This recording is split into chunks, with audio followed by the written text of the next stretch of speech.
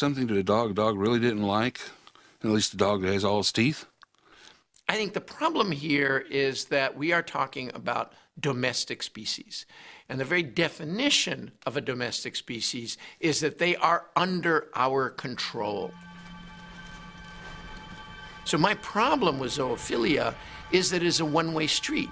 It is not the animal who is choosing to have a sexual relationship with us. It is we who are imposing a sexual relationship upon the animal.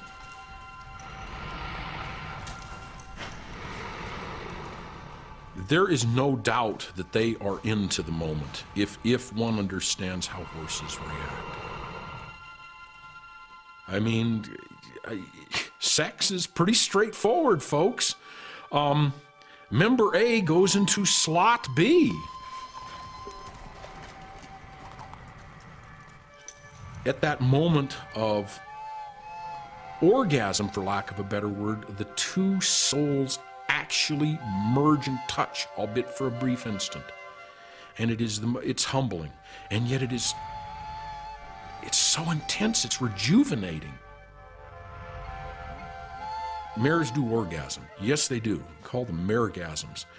And when a mare orgasms, a lot of times, well, they will, you can feel their muscles tense up and they kind of oomph, for lack of a better word. And yes, they orgasm. There's no doubt.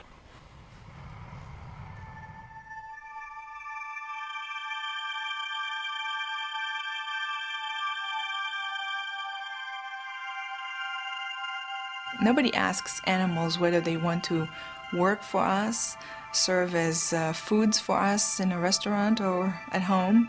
Nobody asks the animal anything. People just take animals for granted. But when it comes to having sex with animals, all of a sudden people start feeling very uncomfortable about this and say, this is abuse. But killing animals, that's okay because we eat them. Hope everybody likes onions. So, you know, everybody else asks. I haven't heard. What was your first experience?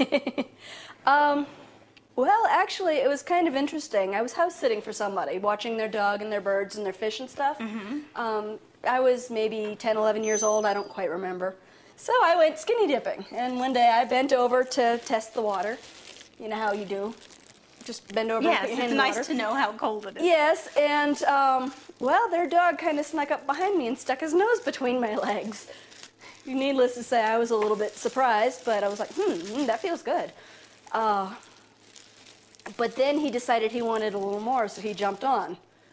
And at that point, I learned what it was to lose your virginity. It scared me half to death. But then it kind of started feeling good, and I'm like, Yeah. But then again, the other scare that I had was, oh my God, I'm gonna have puppies. I think I was like 22 the first time that I had, you know, allowed a dog to have sexual intercourse. So it kind of just grew from there. Oh yeah? But I mean, I had dog companions in between. I've always loved the feel of fur my whole life. Mm-hmm. And my dog was always there as a good friend, soaking up tears, whatever I was going through.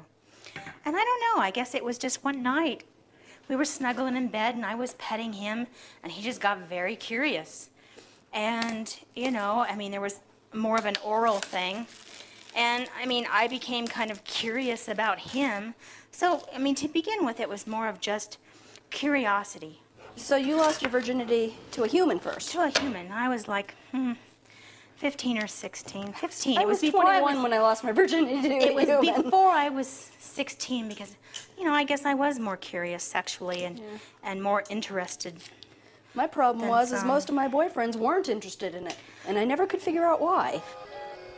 Ellie did eventually meet Ken, who shares her sexual preference. Oh, we need to grab a couple handfuls of that smaller stuff. Okay. There, and I'll get some of this. I was technically a virgin until I was 29 years old. I was a zoophile up until then, and I just basically didn't have much interest in other members of my own species as far as a life bond or anything. But when I met Ellie here, we clicked. It was the one person that I felt within a week, probably, after I met her, we were meant to be together. There you go. Come sit over here. Ken and Ellie met through a zoo friend on the internet. Right over and leaned over. After a few weeks, they arranged their first date. He was real sweet. Well, the first night that he came up to visit me, I took him down to the barn to introduce him to some of my horses and some of the other horses that I enjoyed at the barn. And I took him in and introduced him to my miniature stallion. And kind of, I don't know if it was subconscious, I was very nervous and kind of wanted to do the shock factor, as it were. My miniature stallion was dropped and masturbating. When his penis is dropped and he slaps it on his belly, they call that masturbation for stallions. And so one thing led to another and I couldn't resist, so I bent down and started sucking on him. And then he tried climbing on top of me, so the next thing I know, my pants are down and I'm bending over for him and I'm like, excuse me, I can't resist. And I guess part of me said, okay, either he's for real and he won't mind this, or he's not for real and he's going to be totally freaked out by it and run. Obviously, he didn't run. No, actually, I was very tempted at the point to have sloppy seconds. It turned me on. It was so erotic to watch this, and just the whole thing. And it didn't shock me at all. In fact, I was like, this is pretty cool. I think I found somebody here that might be on my plane here, and it went from there. And here we are, married. Yeah. Well, I have vaginal sex with my miniature stallion. He's not a whole lot larger than most humans. He is a bit bigger, but not uncomfortably so. I like to suck on him orally, and he especially enjoys that. I have anal sex with the miniature stallion. He penetrates me, and it's pleasurable, but it's not real intense. It's like I said, the pleasure that I get from it is more from knowing how much he enjoys having sex with me. He tends to tell me about it. He talks a lot. He grunts and wickers and blows in my ear, etc. And that is very erotic to me, more so than the physical sex. When he's courting me, as it were, trying to entice me to bend down or kneel down, he does a lot of, I call it a hubba hubba. He just kind of goes and makes this little hubba hubba noise to me, and then once he's in, I mean, for every stroke that he does, he makes this big grunting noise, and then when he orgasms, he makes an even bigger grunting noise. And he tends to like to hold on with his teeth, and I actually have some scars on my back from where he's bitten onto me, just hanging on. They do the same thing with mares when they have sex, and only mares have fur to hang on.